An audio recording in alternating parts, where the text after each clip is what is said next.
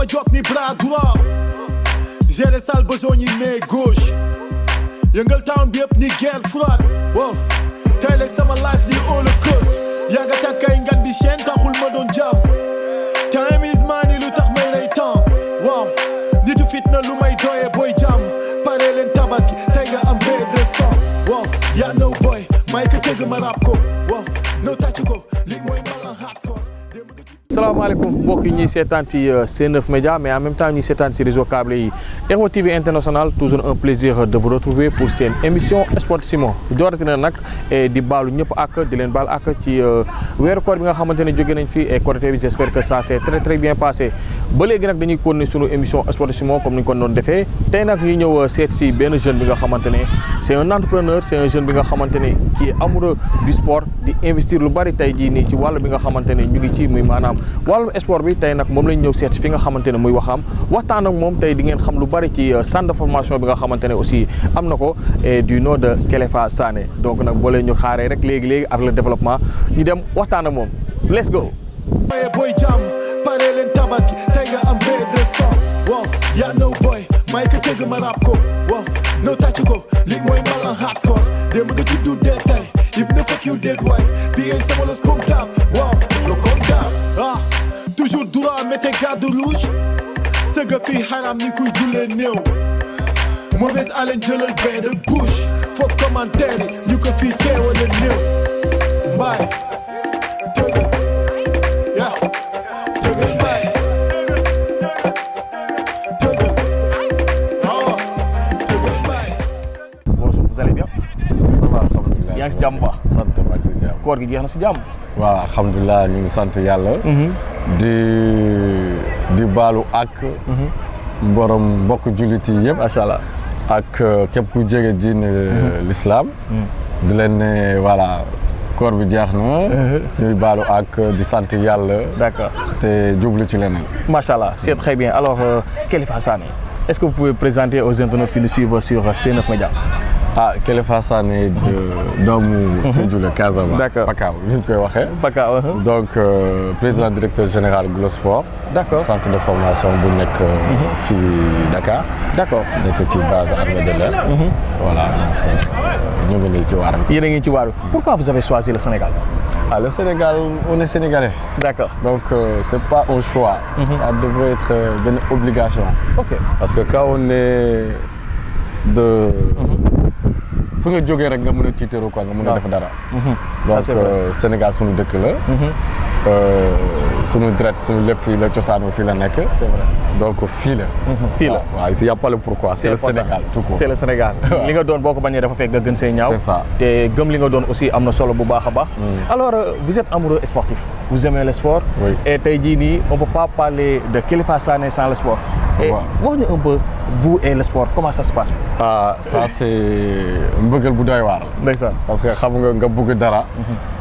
dem ba am ci dara def ci dara. d'accord c'est très important. c'est vrai donc nous aujourd'hui voilà j'ai un cabinet de placement de vente de joueurs et tout ça. ok partie agence. et aujourd'hui on a un centre de formation qui s'appelle Glosport Academy. Glosport voilà donc man maay maa ko moom. je suis le président directeur général de Glosport. d'accord donc commencé liggéey bi xam nga depuis daaw. depuis quand vous l'avez créé depuis 2020. non daaw. daaw donc daaw voilà c'est 2021 donc c'est 2021 d'accord et depuis là vous faites votre petit bonhomme de chemin. voilà on fait le petit bonhomme de chemin. xam nga on a des joueurs yu nekk ci académie bi. ay joueurs yu jot a dem bitim réew. d'accord ay joueurs aussi nga xam ne ñu ngi waaj pour dem. donc di organiser ay matchs amicaux. d'accord ak yeneen centre yeneen club. di jéem a donner visibilité. xam nga mën a aussi former xale yi bu baax a baax. d'accord mën a former xale yu baax a baax wax nga ko aujourd'hui si centre de formation bi avec les jeunes comment ça se passe aujourd'hui avec les placements des jeunes tey jii am na lu am solo loo xamante ne wax nga ko tey jeunes yi nga xamante ne ñu ngi ci mën a allier l'étude ak li nga xamante ne muy liggéey bi nga xamante ne ñu koy def ak football bi nga xamante ne seen passion la comment ça se passe. oui c'est en partie c'est pas évident. parce que xale yi ñoom aujourd'hui ñëpp bëgg def football. c'est vrai ñëpp bëgg teg football. te ñëpp mënuñu teg ci football. ñëpp mënuñu teg ci football. voilà donc c'est bon aussi éducation scolaire gars yi privilégié ko nga xam ne aujourd'hui ñu xam ne xale yëpp mënuñu teg ci football bi mën nañu am benn reconversion wala boo duggee ci football bi nga dem ba ci biir mënul nekk mën nga def dara donc looloo tax il faut pas trop négliger luy jàng parce que c'est important donc jàng bi mën a am diplôme comme ça tey bu yàlla defee parce que carrière footballeur xam ngeen ko doy na waar trop mën nga ci dugg rapidement am yeneen blessure xam nga changer sa àdduna donc looloo tax il faut que ñu sóoraale trop jàng bi wala di sóoraale yeneen corps de métier nga xam ne voilà boo mënul allier ñaari mënul nekk nga mënul jàpp ci leneen quoi. D'accord. Alors qu'est-ce qui fait votre spécialité aujourd'hui tey benn jeune bi nga xamante ne bëgg na football bëgg na sport ñëw dugg sa centre de formation. Ouais, nous aujourd'hui c'est xam nga aujourd'hui Sénégal on le présente plus. Ouais. talent yu ñu fi am ci dëkk bi on le présente plus. C'est vrai. looloo tax que gars yi di ma ne centre de formation dañoo bëri Sénégal. dañoo bëri loolu baax. dafa war a bëri.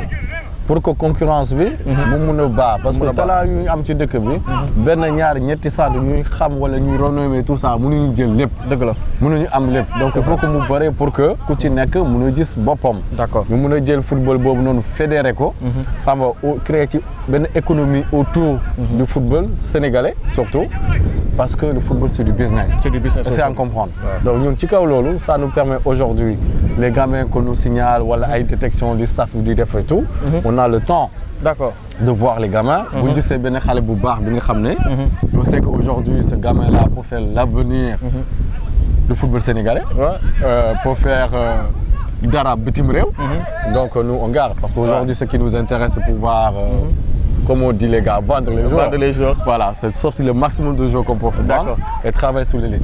Travailler sur l'élite et j'espère que aussi jeunes yi fi nekk ñu ngi si dans les meilleures conditions travailler dans des terrains synthétiques yi nga xamante ne de dernière génération la parce que actuellement sànq wax nga lu am solo c'est-à-dire il y a beaucoup d'écoles de football yi nga xamante ne mu ngi fii Sénégal c'était même critique li nga xamante ne mooy professionnalisme bi nga xamante ne war na ci mën a am def nga benn jàngat ci école de football yi nu ñu bare ou bien qu'est-ce qui se passe? Non. Le professionnalisme, c'est autre chose. Oui. Comprendre nga. Centre de formation, beneen affaire la. beneen affaire la aussi comprendre nga. C'est bien de signaler. Voilà, parce que tey boo demee créer sa centre de formation. Il faut des moyens. Ouais. Les moyens, c'est quoi? C'est déjà avoir benn infrastructure bu baax. C'est-à-dire les terrains de qualité, parce qu'aujourd'hui, boo amee terrain de qualité, tu auras des joueurs de qualité. Ça, c'est vrai. Ah bon, c'est vrai que terrain suuf. baax na mais comme on dit des na. Donc loolu tax aujourd'hui boo leen gisee ñu ngi commencé il faut oser dire les choses. Infrastructure sportive ñu ngi commencé bëre Sénégal te dafa war a bëre. dafa war a bëri waay. Voilà parce que on a des joueurs yu baax joueurs yu bëre ci dëkk bi donc infrastructure dafa war a bëre gars yi dañu war a investir au maximum ci loolu. pour que suñu joueur de qualité mun a bëre encore ci dëkk bi. D'accord. parce que aujourd'hui c'est ça qui fait la fierté du Sénégal. gars yi dañoo xam Sénégal ñeneen dañoo xam Sénégal à part suñu partie côté intellectuel jàng bi nga xam ne sénégalais dañoo xam ne dañoo mun a jàng am suñu civilité suñu éducation yu baax et tout. Mais d'autres personnes aussi ont connu le Sénégal à travers le sport. Le sport. Maintenant, ce sport-là aujourd'hui, li may wax mooy boo gisee tey nous c'est vrai ngay am ay terrain de qualité pour pouvoir développer le travail comme il se doit. Donc am yeneen centre de formation yi nga xam ne ñu ngi fii c'est vrai il manque un peu de moyens parce que voilà ñu ngi entraîner sur terrain suuf. mais foofu aussi boo demee da nga am ay joueurs de qualité. Effectivement. gis nga looloo tax pour qu'on puisse avoir plus il faut qu'on ait le maximum d'infrastructures te mu ngi ñëw. mu ngi ñëw faut pas qu'on se plaint. ah ouais di raale di ñuuxu di plaindre tout ça affaire yi ndànk-ndànk la. affaire yi ndànk-ndànk la ndànk-ndànk la c'est vrai. Voilà c'est vrai c'est très pertinent aussi ndànk-ndànk la infrastructure dafa baax ci dëkk. dafa baax ci monde sport bi nga xamante ne ñu ngi ci au Sénégal actuellement beaucoup se plaignent de ça. mais tey jii gis nañu macha allah jeunes yi dañuy mën a épanouir. voilà donc muy lu am solo mais dañuy ñëw waxtaan ci lu am solo aussi par rapport aux locations de terrain parce que y a des jeunes yi nga xamante ne ce sont des amateurs. voilà y a des gens yi nga xamante ne carrément dañuy def football bi parce que nii seen passion la les dimanches yu ñëw mais gis nañu aussi fii am na location de terrain comment ça se passe. Oui nous aujourd'hui fii dañuy def location de terrain. location de terrain. Aujourd'hui vous voyez terrain génération bu bees la. gis ngeen ñu ngi ci benn base sécurisée respectée. correcte et tout qu'il faut. donc nous en semaine dañuy def la location de terrain pour des privés. donc en semaine c'est-à-dire du lundi au vendredi. Ouais. Donc le privé ñu ñëw bëgg louer terrain bi boo terrain bi mag bi yëpp. bu mag bi 1 heure on te le fait à 60 000. 1 heure à 60 000. Voilà, moitié bi 40 000. Moitié bi à 40 000. Voilà, en week-end on le fait à 70 000. À 70 000. 1 heure, moitié bi 50 000.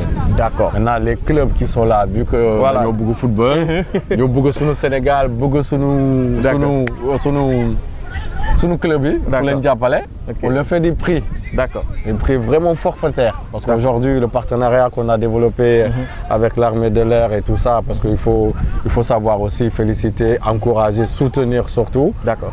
Saluer le geste noble que fait le général. D'accord. Ça, par rapport au partenariat qu'on développe avec eux. Soutenir la jeunesse sénégalaise. Faciliter des choses pour les jeunes. D'accord. Appuyer le sport sénégalais. En facilitant ces accords-là. Aujourd'hui, ça nous permet, nous aussi, le parti social, les clubs qui sont là, nous avons sur le terrain synthétique, donc nous, si nous voulons louer pour tout ça, on les fait de très bons prix. De très bons prix. De très très bons prix. Donc il y a le numéro, vous pouvez donner le numéro auquel... Voilà, le numéro c'est le 77 273 59 59. 59. Voilà, donc chers internautes, vous voyez le numéro, entre amis, entre collègues, les entreprises, parce que vous voyez le terrain, c'est vraiment beau.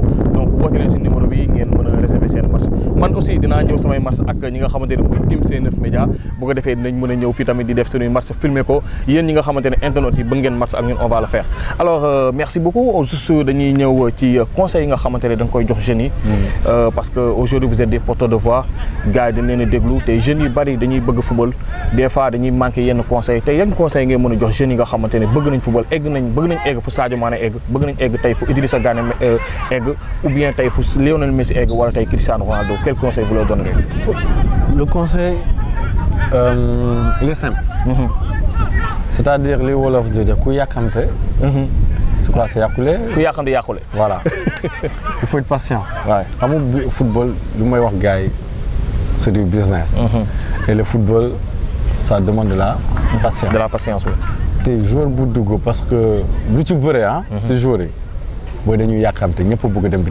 C'est vrai. Certains prennent même pas le temps de concentrer sur la formation de Dubaï. C'est à comprendre. Donc, parce que nous avons bitim rew. Faut madame. Quand tu es patient, même quand tu as ton centre de formation, c'est pas du jour au lendemain que tu as joueur ou que tu gagnes 5 millions. C'est vrai. Tu peux créer ce centre de formation pendant 5 ans, 10 ans. Ngay investir ci ay jour doo am benn jour sa bu génn. Dëgg la. Wala boo amee benn jour bu génn c'est rare te jour boobu bu génnee soit nga am chance. def sa benn transfert encaissé xaalis bu ndaw. D'accord. Soit gars yi jaay la bandi côté bee. nga jël joueur gratuitement. nga ne la à la revente. nga xaar ba gars yi jaayee fële jour bi fële. nga mun a laal dara. Dëgg la. c'est à comprendre. Donc c'est-à-dire loolu yëpp ci patience bi la bokk. C'est-à-dire yaa ngi ci liggéey bi yaa ngi xaar xaalis ñëw. Jour bi aussi bu nekk ci liggéey bi faut que mu xaar kañ lay am pour dem. Effectivement. Donc c'est ça en fait, il faut pas se précipiter. Xam nga bañ a yàkkamte et avoir cet esprit de se concentrer parce que le problème qu'on a aujourd'hui au Sénégal, il faut le dire les jours de patience boobu ñu amul. Il faut faire le tour de 5, 7 ou 3, 4 centres de formation en une année, en 2 ans, en 3 ans. Et c'est pas bien. Et c'est pas bien, moo leen di yàq. Parce que loolu il faut que ñoom ñu mën a am esprit boobu. Effectivement bu ñu commencé ci centre bi. ñu continuer nekk foofu di liggéey. ba yàlla jox leen leneen. Macha Allah. Mais mënoo ñëw ci centre bi. Après comme on dit chaque centre bu nga am na situation am na problème am na leneen. D'accord. looloo tax léeg-léeg les gens n'ont pas la patience. Effectivement génne naa centre bi maa ngi ci benn centre bi oui c'est ça. mais ci kaw loolu yëpp. ci patience la quoi et un projet de vie. D'accord. Quand tu es pressé dans le football tu peux rien faire. Ouais. Même en business tu peux rien réaliser. Même en termes sportif pour évoluer mënoo def dara. D'accord. da ngay génn te jour dafa soxla compétition. Dafa soxla entraînement. D'accord. xam nga donc je maa ngi koy wax au passage jour yi di bàyyi di génn ci centre di gàdd di ne maa ngi entraîné aussi géej. je fais des choses individuellement alors que le football amul individualité. collectif la c'est tout. Donc loolu bu leeree sa bopp. day dem liggéey. La patience c'est très important la patience et juste avant ñu terminer aussi jeune bi nga xamante ne bëgg na dugg tey sa centre de formation nu muy def. partie la nous c'est pas compliqué sama staff bi mes coach wax naa leen ma ne leen même jaaykatu ku mënta doon. donc moi je veux venir en tant que Zlatan Thiam. ku ñu proposé waaw ñun moom képp ku ñu kii nu mu tudd sollicité. ñu wax leen jour bu baax wala jour nanga bu nekkee suñu tranche d'âge bu ñu utee. ok andi leen comme ngeen xool ko. nous on prend le temps de voir tous les jours qu'on nous propose. d'accord on prend le temps. parce que léeg-léeg si tu ne prends pas le temps de voir les joueurs. tu peux passer à côté de benn star bu mag. c'est vrai. xam nga espèce rare. xam nga donc di nga ko ñàkk donc pour éviter ñu bañ a passer à côté. d'accord je dis aux gars prenez le temps de voir tout ce qu'on vous propose. machallah si suñu critères yi nga xam ne moom lañ teg si centre bi quoi. d'accord si centre bi donc centre bi aussi pour jot leen mun nañ dem ci page Facebook bi. voilà page Instagram Glow Sport Academy. voilà donc voilà tout ça page bi. donc ils vont trouver toutes les informations qui sont nécessaires quoi. Voilà c'est ça. merci beaucoup monsieur Sané en tout cas ça a été un plaisir de vous recevoir sur notre plateau tey ñu ñëw fekk si la fi nga xamante ne muy Wakam. et on aura l'occasion aussi de faire d'autres émissions yi nga xamante ne on va parler de votre expérience fi nga xamante ne jaar nga ci. donc le mot de la fin. en tout cas merci beaucoup. maa ngi remercier nos partenaires de l'armée de l'air. le général Sarr avec tout son staff. d'accord donc ñi nga xam ne ñu ngi jàppale ci liggéey bi. ñu ngi jàppale waa Wakam ñu ngi jàppale jeunesse bi. macha allah di jàppale population bi surtout. et di ñu accompagner sur le projet. d'accord de développer le sport. et de soutenir la jeunesse et de faciliter les choses. d'accord yoo xam ne tey nga am ay kilifa yu lay jàppale. ci liggéey nga xam ne ay liggéey moo leen ñor. d'accord xale yi développer seen dëkk. looloo tax quand bu may poser question di ma ne pourquoi le Sénégal. pourquoi le Sénégal on est des Sénégalais. ndeysaan et on a des Sénégalais qui nous soutiennent. et nous aussi on doit soutenir les Sénégalais. parce qu'on est tous là pour développer le Sénégal. et on est tous là aussi pour développer l'économie Sénégal. donc du coup. il faut que ñu ànd. mun a liggéey. d'accord jamono yi je dis le temps n'est plus aux critiques. ça c'est vrai. ñu critiquer wax ba sonn kaas ba sonn jaru ko. la critique subjective n'a pas amul benn sens quoi dañu ànd rek. li olof di wax boole xol yi. doon benn xalaat yi doon benn liggéey. macha allah parce que c'est jamono positif attitude kese la. moo am solo xam parce que ay at critiquer xuloo kaas demoo fenn. amul benn njëriñ. juste critiquer pour critiquer. waaw ñu ko boole rek liggéey. di jàppalante soutenirante. nangu liggéey suñu dëkk. d'accord nangu apporter soutien. fu ñu ko mën a def quoi. macha allah c'est important. donc c'est ça maa ngi remercier aussi sama staff bi. d'accord samay coach Alassane Dione. Famous Prera. le coordinateur Galasam. et tout mon staff. d'accord avec mes joueurs aussi parce que amul lépp looy def aussi nga ci liggéey gars yi jox la ci respecté la ci. foog nga aussi di nangu dellu kii nu mu tudd ci cette reconnaissance là. d'accord ok donc ce côté là maa ngi si sant yàlla maa ngi remercier sama gars yëpp. macha allah et je leur dis le travail continue. et on est là pour le Sénégal. et on est là pour nous. on est là pour l'économie sénégalaise. et on est là pour le développer. te gars yi nekk aussi ci football bi. ñu xam ne aujourd'hui faut qu'on arrive à fédérer certaines choses. dañu war a mun a jàppalante et commencer à penser à créer une économie forte autour du football sénégalais. d'accord parce que le football c'est du business. c'est du business. voilà c'est du business ci business boobu. war nañ mun a ànd mun a développer des choses chez nous. dans notre pays. mun a xool aussi ay plans yu ñuy teg. pour que ñu mun a évoluer encore plus. parce que le football sénégalais a évolué. faut le dire énormément. donc il faut que mu yokk rek di dem. donc on peut pas tout faire d'un coup. mais petit à petit. l'oiseau fait son nid. voilà c'est ça loolu wax ji. merci beaucoup waa Sénégal maa ngi nuyu ñëpp. d'accord xam nga bañ a lim pour bañ a fàtte. d'accord mais sans pour autant terminer waxoon ñu ndax joueur de football nga. wala instant yi retraité. non ñun moom baal ñu nekk ci côté président bi rek di uti joueur yu baax. mais du ñàkk dinañ am benn match fii ñu xool. waaw boobu du ñàkk parce que temps yi moom il faut ñu taxaw ci quoi. faut ñu taxaw ci tous les soirs ñëw. xam nga comme ça ñu mun a après. D'accord après kii nu mu tuddati. le travail. après le travail reer bu neex suñu soxna yi xam nga ñu mun a daw ñëw digérer ko fi. digérer ko fi loolu am na solo. am na solo merci beaucoup Doudou Sané tey moo nekkoon seenu invité fii ci Sport Simon alors dinañ ko gisaat lu bari loo xamante ne dinañ ñëw tamit wane ko ci jeunes yi nga xamante ne ñu ngi centre de formation yi incha allah dara du leen leer ak sunu émission Sport Simon mais remerciement particulièrement à Babacar bi nga xamante ne moo nekkoon ci montage bi nekk ci réalisation bi mention spéciale aussi à Léon Diallo nous on vous donne rendez-vous la semaine prochaine d'ici là portez-vous bien merci. merci beaucoup. yàgga takkay ngan di chaîne taxul ma doon jàmm time is money lu tax may lay temps waaw nitu fitna lu may doye booy jàmm pare leen tabaski tey nga am B200 waaw yaa no boy may ka tëgg ma rap ko waaw no tàcc ko li mooy mbalan hardcore démb nga juddu dee tey yib na fuck you dead waay bi ngay sama los comme dab waaw lo comme dab toujours droit mettez garde rouge sëgga fii xaram ni kuy jullee néew mauvaise haleine jëlal bain de bouche faut commentaire yi ñu ko fii